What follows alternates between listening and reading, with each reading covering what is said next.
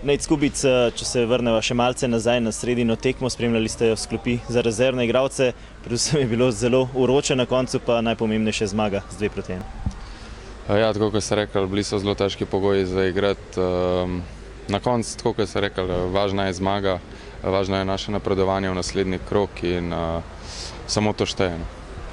Z mislimi nazaj na prvenstvo, jutri ob 20. uri prihaja v Domžale Rudar Velenje.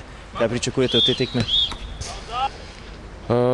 Ja, to bo ena spet težka tekma, zelo pomembna tekma za nas. Zdaj smo v Mariboru izgubili, kljub temu, da smo prikazali dobro igro.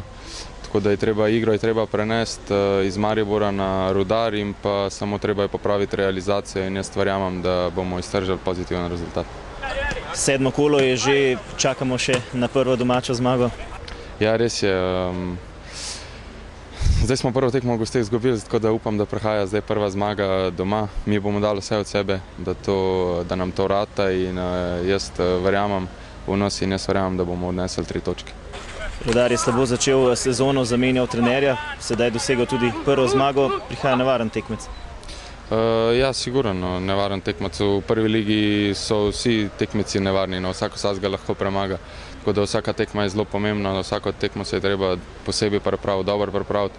Mi moramo gledati predvsem nase, če bomo mi ta pravi, če bomo mi dosti agresivni, če nam bo šla ta pas igra, potem verjamem, da bomo dosegli dober rezultat. Pomočnik trenerja Luka Jeznar je dejal, da je to zelo pomembna tekma, ki bo pokazala, ali se boste borili za nekaj več v tem prvenstvu ali pa bo šlo za goli obstanek v ligi.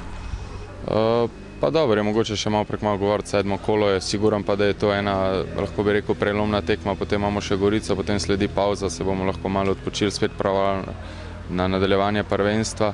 Siguran, da je pomembna tekma, tako kot sem rekel, vsaka tekma je pomembna, vsako tekmo je treba probati zmagati in tako bomo šli tudi proti Rudarju v tekmo. Hvala lepa, srečno. Hvala.